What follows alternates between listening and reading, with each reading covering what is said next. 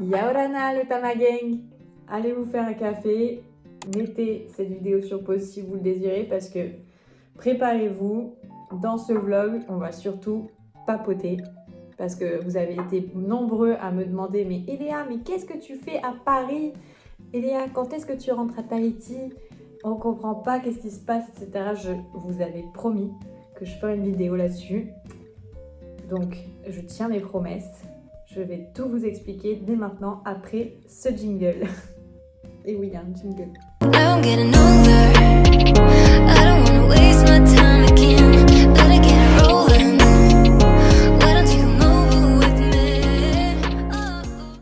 Donc, petit résumé pour ceux qui n'ont pas tous suivi ce qui s'est passé là dernièrement. Je vivais à Taha depuis 1 an et demi environ.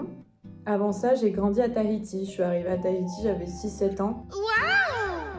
Et dernièrement, j'étais donc à Taha. Et j'avais pour projet de visiter ma grand-mère à l'occasion de son anniversaire, qui habite donc dans le sud de la France. C'est pas la capitale, c'est Marseille bébé. Donc j'avais mes billets pour partir 1 mois en vacances, histoire de voir mes grands-parents. Et il faut savoir qu'à cette période-là, à Taha, ça faisait quelques mois, j'étais en recherche à la fois de clients, mais aussi d'éventuelles nouvelles expériences professionnelles.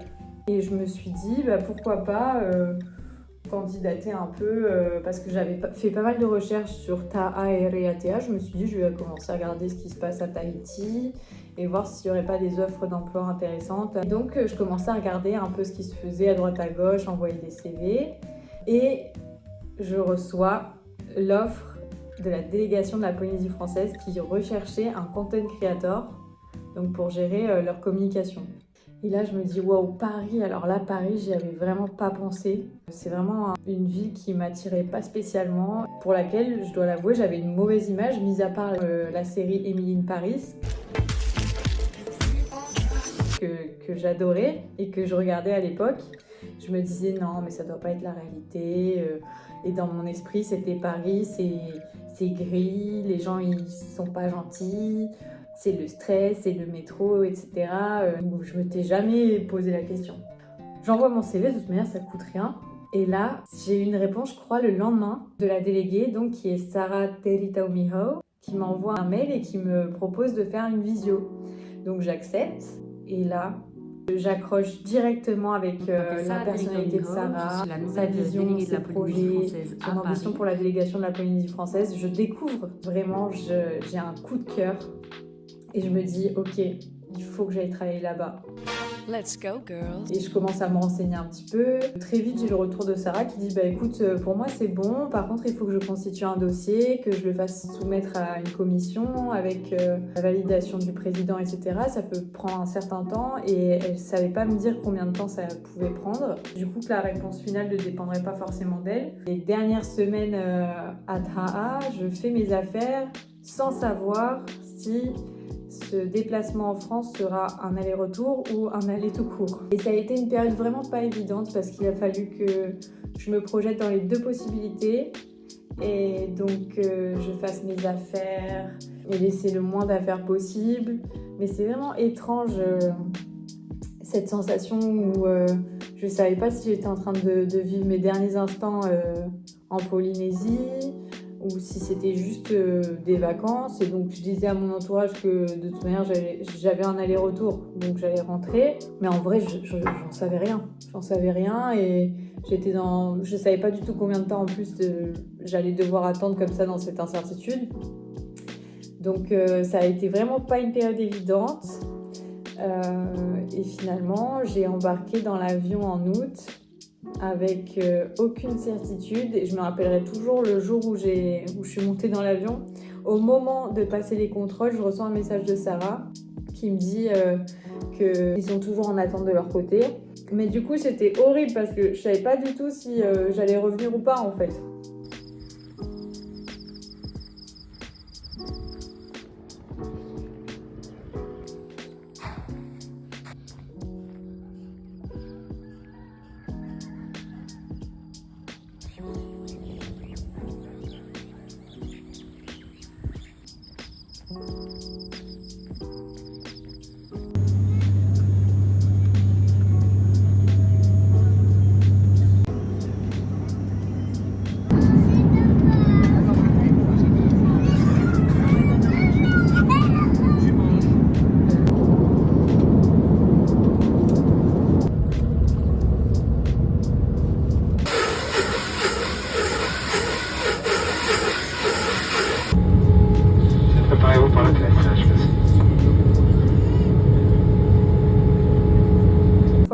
suis arrivée en France, j'étais contente de retrouver mes grands-parents.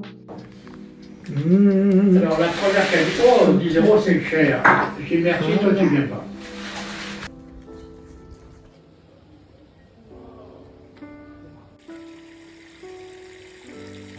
Non, tu me filmes pas, Mémé, elle est en train de nous filmer, t'es chiante, hein. De pouvoir fêter l'anniversaire de ma grand-mère, ça me tenait à cœur. Happy birthday to you, maman. Happy birthday to you. Ouais. Et donc j'ai pu un peu m'alléger l'esprit face à cette attente. Et j'en ai aussi profité donc pour me rendre à Paris. Parce qu'il faut savoir que Paris, je connaissais pas du tout en fait. Moi, j'ai étudié en métropole, mais dans le sud de la France, à Toulon. Et quand je suis rentrée de mes études, Paris, ça a toujours été une ville où je suis jamais trop restée en fait. C'est que de passage en transit quoi, et j'ai resté 2 jours maximum. Donc je connaissais pas trop. Et l'important, c'était de découvrir la délégation, de rencontrer Sarah et aussi de savoir si je me plairais éventuellement à Paris. La vie à Paris est tellement différente de celle de Taha, vous imaginez bien. Et donc du coup, j'en ai profité. La première fois où je suis venue à Paris, juste après l'anniversaire de ma grand-mère, je suis restée 5 jours. Et en fait, ça m'a permis de découvrir un peu la ville. Et là, je sais pas si j'avais été matrixée Emily in Paris, mais en fait, ça a complètement changé ma vision négative que j'avais de Paris. On était en plein JO à l'époque. Et pendant les Jeux Olympiques, je sais pas, les gens, ils étaient carrément heureux. Moi, je croisais des gens dans la rue qui me disaient bonjour. Tout le monde avait le smile. Il faisait beau. Mes copines que j'ai croisées à Paris m'ont dit il n'y a pas toujours ce soleil-là. Hein. Et moi, j'étais là, ouais, mais c'est incroyable, Paris, c'est pas du tout comme j'imaginais. Mais ces premiers jours à Paris ont été vraiment incroyables et m'ont apporté beaucoup de certitude. Où je me disais, bon, ok, les planètes sont alignées pour moi, j'y crois et tout. Et ce qui est fou, c'est que donc j'ai fait ces premiers 5 jours qui étaient incroyables. Et après, j'ai réussi à revenir 2 autres week-ends où je suis passée voir Sarah et pareil, j'étais toujours dans l'attente. Mais au bout de ce premier mois en France, il a fallu me poser la question, est-ce que je retourne à Tahiti, je monte dans l'avion pour mon billet retour, ou est-ce que je décale mon billet? Et il faut savoir qu'à l'issue du mois, je n'avais toujours pas de certitude vis-à-vis de la délégation. Et j'ai dû faire un choix difficile qui a été de soit monter dans l'avion et dire adieu à l'éventuelle opportunité à Paris, ou décaler mon billet, mais sans savoir en fait si c'était pour rien ou pas en fait. Si j'allais décaler mon billet parce que je vais être prise et que je vais travailler, ou décaler pour rien et finalement la réponse aurait été peut-être négative. Écoutez, j'avais tellement envie de travailler à la délégation que j'ai pas hésité. J'ai décalé mon billet et je me suis dit, oh mon Dieu, le temps, ça va me coûter super cher parce que le fait de décaler une première fois, ensuite on me dit peut-être non et je dois redécaler. Vous voyez, enfin bon, tout ça, ça faisait des coups face à l'incertitude, mais je me suis dit, j'avais tellement envie en fait. Et pour moi, c'était tellement évident. Quand j'ai découvert la délégation de la Polynésie française, que j'ai découvert Sarah, Teri Taumiho, que j'ai découvert en fait la volonté, l'ambition et juste la fierté en fait de m'imaginer représenter la Polynésie française à Paris et dans l'Hexagone, je me suis dit en fait c'est une mission pour moi. Ça m'a pris aux tripes et je me suis dit c'est un job pour moi, donc j'ai pas hésité, j'ai reporté mon billet. Et quelques temps après, en fait, ça s'est tout aligné, en fait. Les gars, si je peux vous transmettre quelque chose, c'est vous dire que des fois, il y a des choses qui sortent de ce que vous avez prévu, qui sont vraiment du domaine de l'imprévu et qui arrivent comme ça. Et bien, ces choses-là, il faut les suivre, en fait. Parce que des fois, les planètes s'alignent. Alors, c'est pas vraiment de la manière dont on l'aurait pensé, on l'aurait imaginé. Mais quand les choses flowent comme ça, des fois, il faut pas trop se poser de questions et il faut lâcher prise et il faut suivre ce qui est en train de se passer. Et pour moi, ça a été vraiment le cas. C'est-à-dire que j'ai réussi... On m'avait dit que le logement, c'était carrément difficile à trouver. Au final, j'ai réussi à trouver un plan vraiment pas cher pour 1 mois. Donc, entre-temps, Moitei Brotherson, le président, a validé mon dossier. Maruru Moitei. Moitei Brotherson approved. J'ai déjà commencé depuis 2 semaines. Et Et franchement, entre la vie à Paris, que j'ai sous-estimée et que j'adore, là je reviens d'un marché aux puces.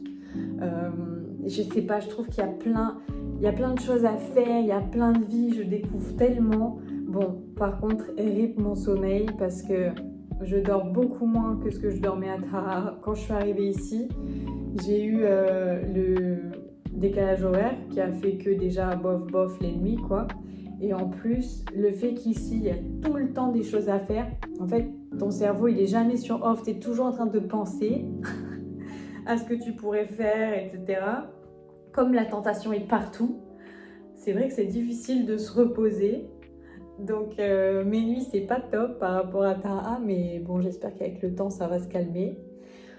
J'ai commencé à travailler, ça fait 2 semaines que j'ai commencé à la délégation et franchement, j'adore ce que je fais et surtout, j'adore l'équipe. Et la déléguée, franchement, Sarah, c'est vraiment, je pense, une femme très inspirante pour moi, que je vois un peu comme un mentor. J'apprends beaucoup et j'ai vraiment hâte de continuer à travailler avec elle. Je vais vous passer un peu des séquences de mes premiers jours à la délégation.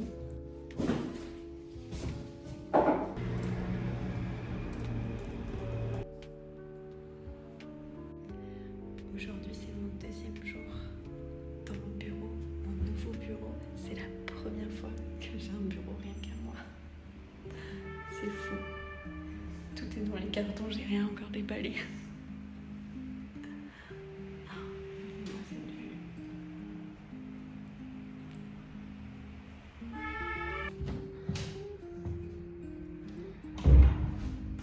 Je viens d'arriver au bureau. Nouvelle semaine. On est déjà mercredi, mais j'ai fait un peu de télétravail. Et là, c'est du coup 1er jour au bureau. Ça fait 1 semaine que j'ai commencé à travailler et tout se passe bien. Ça me plaît trop. Tout ce que je fais, ça me plaît. J'ai hâte. Là, je suis en train de mettre en place en fait la stratégie de communication. Voilà, j'ai pas eu le temps d'évaluer mes cartons. Je crois que ça résonne un peu là où je suis. Je sais pas si c'est idéal pour vous parler. Mais voilà, la vue est ouf pour aujourd'hui. Il fait pas très beau. Mais j'ai trop de la chance d'avoir un bureau rien qu'à moi comme ça. Franchement, on a changé d'heure, on est passé à l'heure d'hiver. Je me sens tellement chanceuse. C-A-R-M-O-S. Très bien. Vous m'avez dit que vous veniez pour l'émission... Ici, on bouge les lignes. Et... maquilleuse.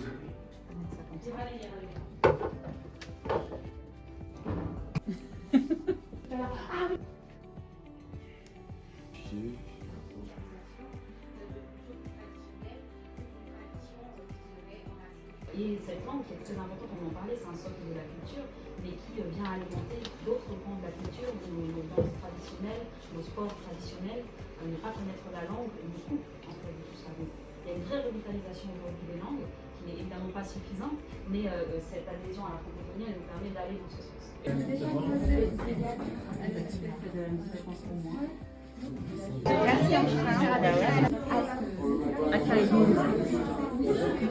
Ouais. Et après, il va te dire ce que c'est. Faut que tu retiennes parce qu'après, il va te le faire en français. Oh. Alors. Là.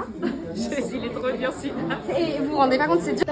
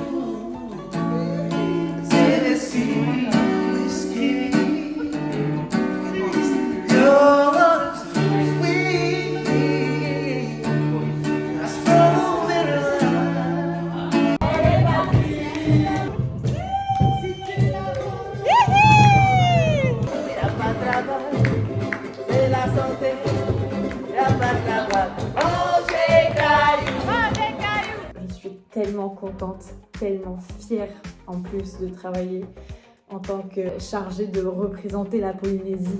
J'espère que maintenant vous allez un peu mieux comprendre ce que je fais ici. Et Miama, arrêtez de m'envoyer des messages en disant de revenir, ok? Parce que moi, j'ai envie d'être avec vous.